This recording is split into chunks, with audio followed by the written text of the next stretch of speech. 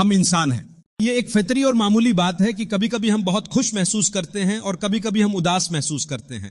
تو جب ہم خوش ہوں تو ہمیں خود سے پوچھنا چاہیے کہ ہمیں کس چیز نے خوش کیا ہے. اگر یہ وہ تعلق ہے جو آپ کا اللہ سبحانہ و تعالیٰ کے ساتھ ہے تو یہ ایسی چیز ہے جو ہمیشہ باقی رہنے والی ہے. اگر یہ کسی دنیاوی مادی چیز سے متعلق ہے تو یاد رکھیں کہ یہ عارضی ہے اور وہ دن ضرور آئے گا جب اللہ اس کو الٹ کر کے آپ کی آزمائش کرے گا. ایسا ہونا لازمی ہے. اسی لیے اللہ سبحانہ و تعالیٰ نے واضح طور پر فرمایا ہے کہ اگر آپ کو کچھ دیا اور بخشا گیا ہے تو یہ کوئی گارنٹی نہیں ہے کہ وہ چیز ہمیشہ آپ کے پاس ہی رہے گی. سورہ بقرہ کی ایک آیت میں اللہ واضح فرماتے ہیں کہ ہم ضرور بالضرور تم میں سے ہر ایک کی آزمائش کریں گے، کچھ خوف سے، کچھ بھوک سے اور مختلف قسم کے نقصانات سے. یہ ایک طویل آیت ہے، لیکن آج میں جس نقطے پر توجہ دلانا چاہتا ہوں وہ یہ ہے کہ جب ہم غمگین ہوتے ہیں تو ہمیں حقیقت میں کیا کرنا چاہیے. سب سے پہلے خود سے سوال کریں، کیا خوشی کے خالق مالک کے ساتھ میرا تعلق درست ہے؟ کیا وہ قائم ہے؟ کیا وہ مناسب ہے؟ مثال کے طور پر اگر میں ایسا شخص ہوں جس کا نصیحت سے کوئی تعلق نہیں، قرآن سے کوئی تعلق نہیں، اللہ سبحانہ و تعالیٰ سے کوئی تعلق نہیں، تو میں جو غم محسوس کر رہا ہوں اس کا مقابلہ کرنے کی امید کیسے کر سکتا ہوں؟ میں اور زیادہ غمگین ہوتا چلا جاؤں گا کیونکہ میں نے توجہ کھو دی ہے. کس چیز سے توجہ کھو دی ہے؟ حقیقت سے، مقصد سے، اسی جگہ سے جہاں میں اس وقت موجود ہوں. اسے دنیا کہا جاتا ہے. عربی میں ہم اسے دنیا کہتے ہیں.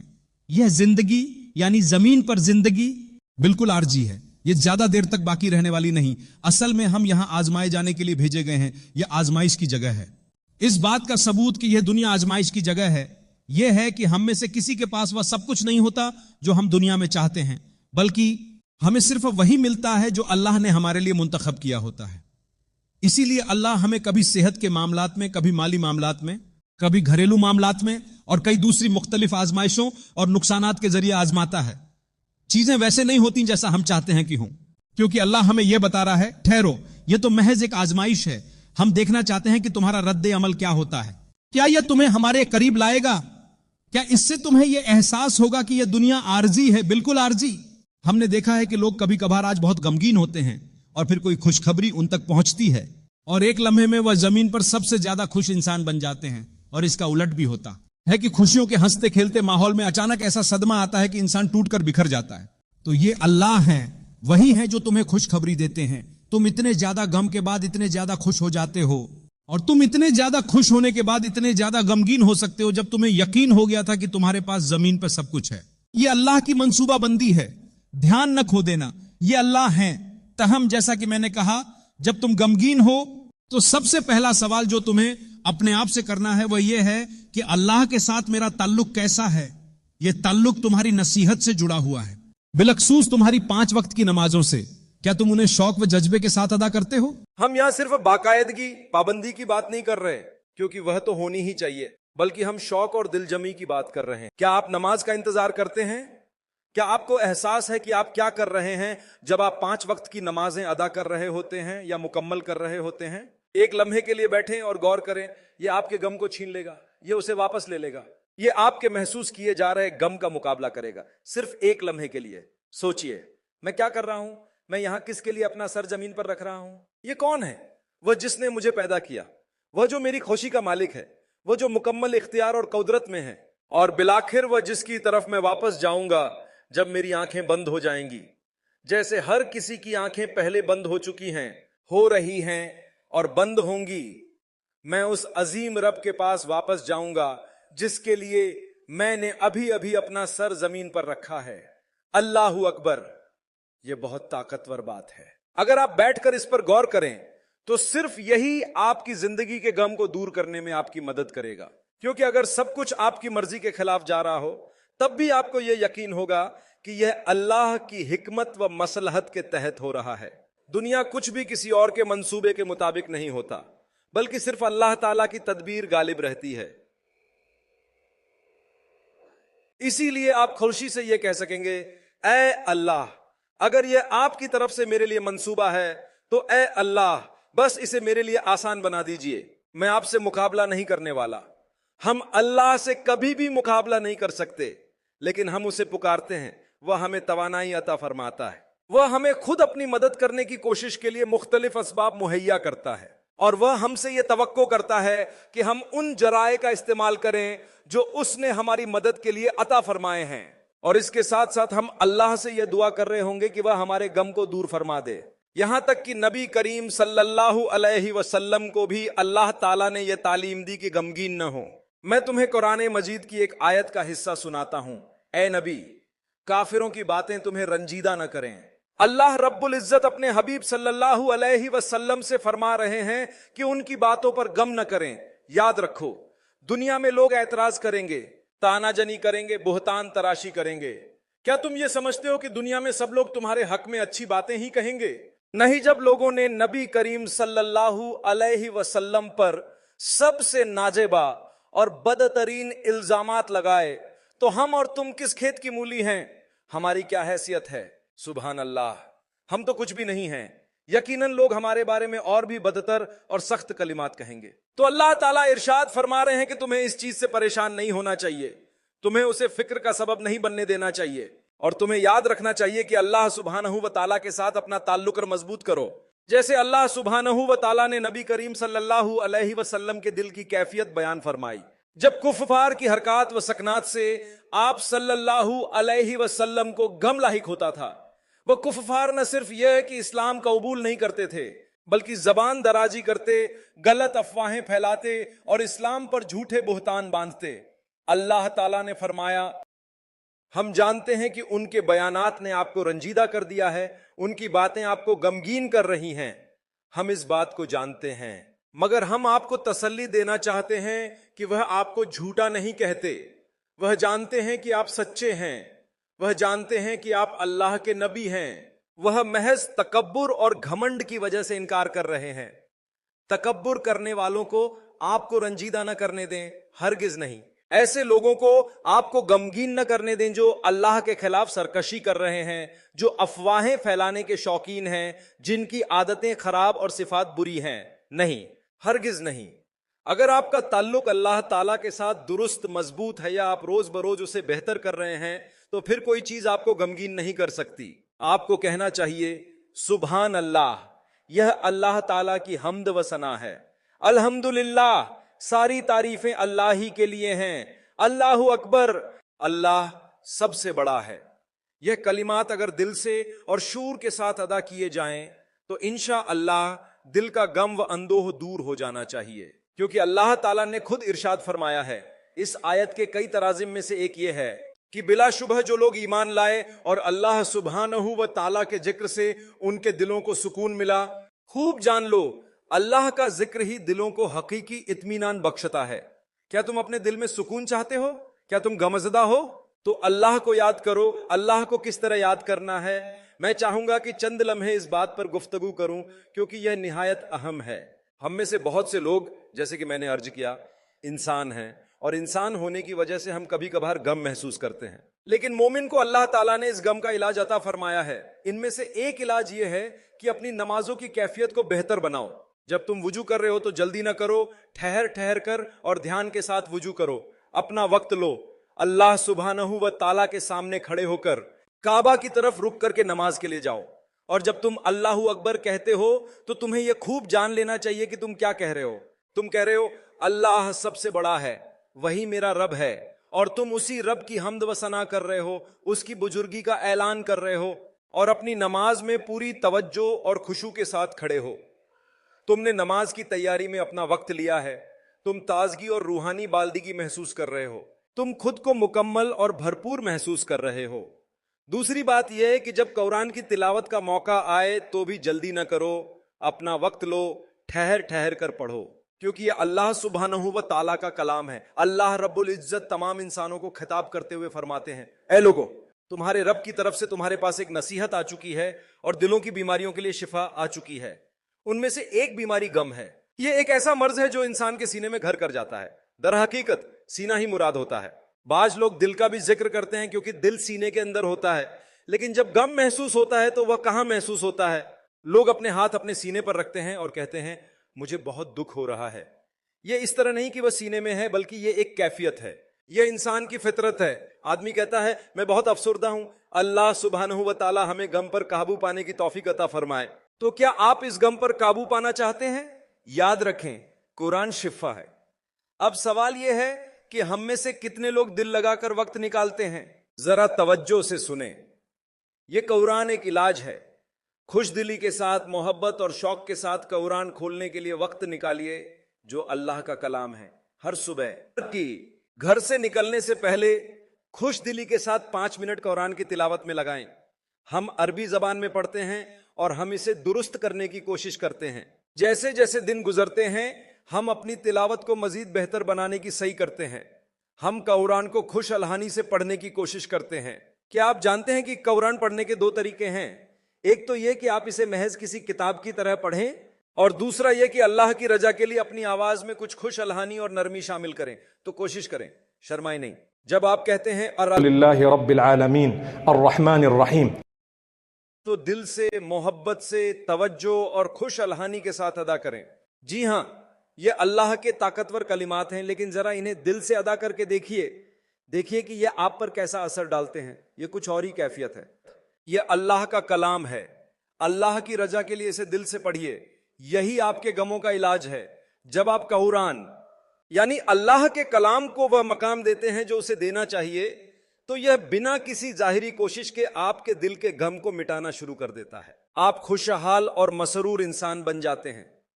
लोग आपको देखते हैं।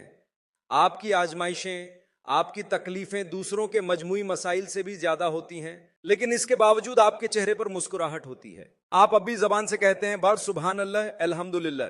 लोग समझते हैं कि आपको कोई परेशानी नहीं है, लेकिन जमीन पर कोई भी ऐसा इंसान नहीं जिसे कोई मुश्किल ना हो। यह बात याद रखें। फर्क सिर्फ इतना है कि लोग अपनी आजमाइशों को संभालते और उनका सामना मुख्तलिफ अंदाज में करते हैं। आपको लगता है कि आपकी आजमाइश बहुत बड़ी है। उसी मस्जिद में आपके बिल्कुल करीब कुछ ऐसे लोग बैठे हैं जिनकी मुश्किलात शायद आपकी परेशानियों से 100 गुना ज्यादा बड़ी हों, लेकिन आपको इसका अंदाजा भी नहीं होगा। उनका अल्लाह के साथ एक मजबूत ताल्लुक है। वह जानते हैं कि यह दुनिया आर्जी है, फना होने वाली है। और यही बात मुझे एक और अहम हकीकत की तरफ ले जाती है। जब एक मर्तबा आप कुरान के साथ अपना ताल्लुक कायम कर लेते हैं और आप उसे पढ़ने की कोशिश करते हैं, समझने की कोशिश करते हैं, इस पर अमल पैरा होने की कोशिश करते हैं और अल्लाह ताला के साथ एक जिंदा व बेदार ताल्लुक बनाते हैं, आपका जिक्र इलाही मुनज़्ज़म हो जाता है, आपकी नमाज मुनज़्ज़म हो जाती है, तो फिर आप इस नेमत की कद्र करने के काबिल हो जाते हैं जो अल्लाह ने आपको अता फरमाई है, जो औरों को नहीं दी गई। यही गम व रंज से नजात का एक जरिया है। नबी करीम सल्लल्लाहु अलैहि वसल्लम की हदीस है, आप फरमाते हैं उन लोगों को देखो जिनके पास तुमसे कम है, जो तुमसे नीचे हैं। कुरान मजीद में अल्लाह ताला उन मसाइल का जिक्र करता है जो इंसानों की कमर तोड़ देते हैं। जब नबी करीम सल्लल्लाहु अलैहि वसल्लम को कोई परेशानी लाहिक होती तो वह उनकी जात या दुनिया से मुताल्लिक न होती बल्कि दीन से मुताल्लिक होती थी। इसीलिए मैंने अर्ज किया कि इंसान को अपने आप से एक सवाल जरूर करना चाहिए कि जिस बात से मैं गमज़दा हूं, क्या वह दीन से मुताल्लिक है या दुनिया से? अगर वह दीन से मुताल्लिक है तो वाकई यह एक ऐसा मामला है जिस पर दुख होना फितरी है और इससे निपटने के लिए दीनी तरीका इख्तियार करना होगा।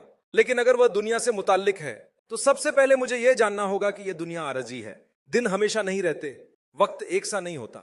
रात के बाद दिन आता है और दिन के बाद रात। यह अल्लाह का निजाम है, यह उसकी हिकमत है। हम में से अक्सर लोग आरजी चीजों की वजह से अफसुर्दा रहते हैं। अगर आपका माल जाया हो गया तो याद रखें, हर किसी ने कभी ना कभी माली नुकसान उठाया है। यहां बैठे किसी फर्द के साथ ऐसा नहीं हुआ, यह मुमकिन ही नहीं। हर किसी ने नुकसान उठाया है। फर्क सिर्फ यह है कि हर किसी ने उसे अपने अंदाज से झेला है और मुख्तलिफ दर्जात में दुख सहकर इसका सामना किया है। अल्लाह ताला इंसान को उसकी इस्तिताअत और सतह के मुताबिक आजमाता है। एक रिवायत में आता है कि अल्लाह बंदे को उसकी आजमाइश के जरिए आजमा कर देखता है कि वह उससे कितना मोहब्बत करता है। जब अल्लाह किसी से ज्यादा मोहब्बत करता है तो उसकी आजमाइश भी ज्यादा करता है। यह हदीस है। वजह यह है कि जब इंसान को कोई मुश्किल या परेशानी पेश आती है तो यह इंसानी फितरत है कि वह इसका हल तलाश करने लगता है और एक मोमिन इसका हल अल्लाह के करीब आकर तलाश करता है। चुनांचे जब अल्लाह ताला किसी बंदे को अपने करीब लाना चाहता है तो वह उस पर कोई बड़ी आजमाइश नाजिल फरमाता है, क्योंकि वह जानता है कि अगर उसके जिंदगी में यह बड़ी आजमाइश ना आती तो शायद वह नमाज या दुआओं की तरफ मुतवज्जह भी ना होता या जिक्र व तिलावत की परवाह न करता। तुम अल्लाह सुब्हानहू व तआला को पुकारने की भी परवाह न करते।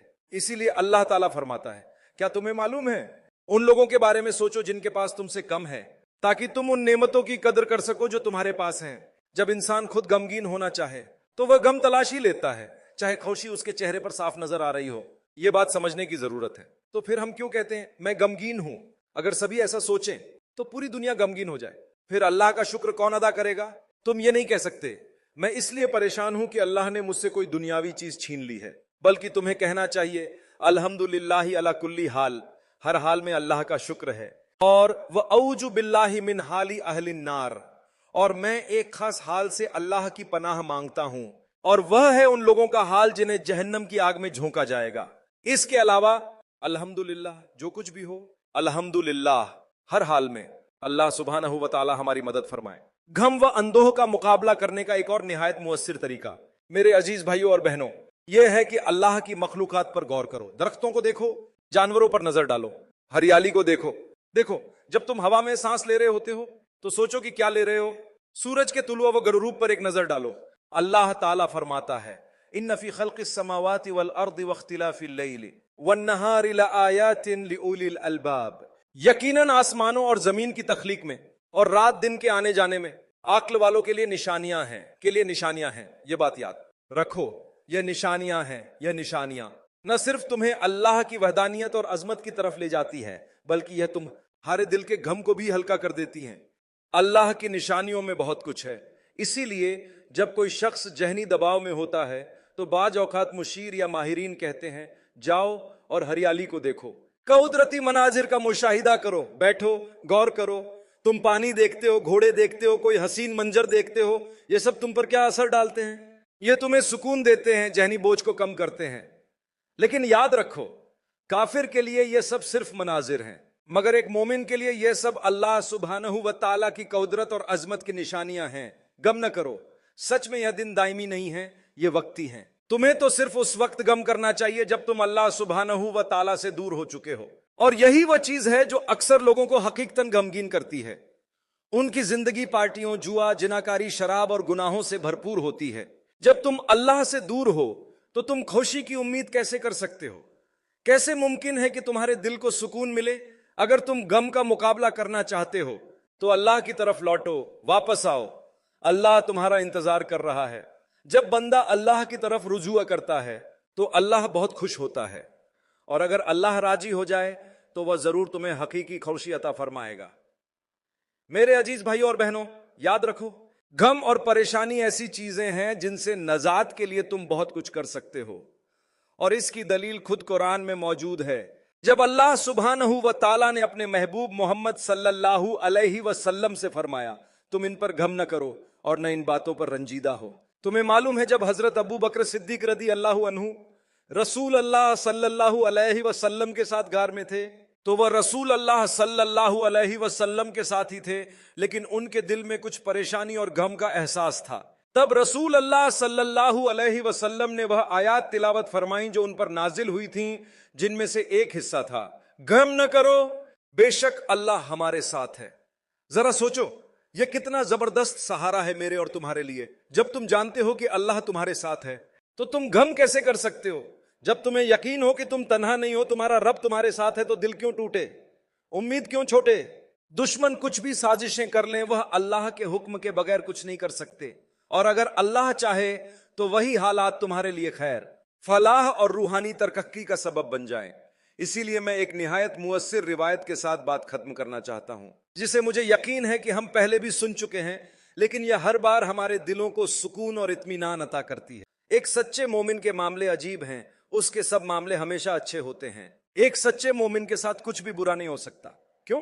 जब एक सच्चे मोमिन के साथ अच्छाई होती है तो वह शुक्रगुजार होता है, तो यह उसके लिए बेहतर है, यह उसके लिए बहुत अच्छा है। आप अल्लाह का शुक्र कैसे अदा करते हैं? जब आपके अच्छे दिन हो मेरे भाइयों और बहनों, और यह दुख का मुकाबला करने का एक तरीका है जो आपके रास्ते में आ सकता है। जब आपके अच्छे दिन हो तो अल्लाह के करीब आएं, अल्लाह की तरफ तेजी से मुड़ने के लिए दुख के दिनों का इंतजार न करें। हालांकि वह ठीक है, लेकिन यह काफी नहीं है। हदीस कहती है आराम के औकात में अल्लाह के करीब हो जाओ और तुम देखोगे कि मुश्किल के वक्त अल्लाह तुम्हारे बहुत करीब होगा, तुम्हें महसूस भी नहीं होगा, तुम चलते रहोगे। तो हदीस कहती है कि जब कोई तकलीफ या परेशानी एक मोमिन को घेर लेती है, माफ कीजिएगा, तकलीफ नहीं, जब कोई बुरा हाल या नुकसानदेह चीज जो तुम्हारे मुताबिक नहीं है एक मोमिन को घेर लेती है, तो वह सब्र करता है, वह सब्र से काम लेता है। وہ اللہ سے انعام کی امید رکھتا ہے اور اس لیے یہ اس کے لیے بہتر ہے، اس لیے اس کا معاملہ عجیب ہوتا ہے۔ جب اچھی چیز آتی ہے وہ شکر گزار ہوتا ہے، جب برا ہوتا ہے وہ صبر کرتا ہے، لیکن وہ کبھی بھی اللہ سے ناراض نہیں ہوتا، وہ کبھی بھی غصے میں نہیں آتا، وہ ہمیشہ مسکراتا رہتا ہے، وہ ہمیشہ اللہ کا ذکر کرتا رہتا ہے۔ سبحان اللہ، الحمدللہ، یہ وہ الفاظ ہیں، یہ وہ اعمال ہیں جو اس دکھ کو کم کریں گے جو ہم کبھی کبھی انسان ہونے کے ناطے محسوس کرتے ہیں۔ کیونکہ ایک سچے مومن کو ہمیشہ یہ سکھایا جاتا ہے کہ اللہ سبحانہ و تعالیٰ کے قریب کیسے آیا جائے اور اسی کے ذریعے تمہارا سارا غم دور ہو جائے۔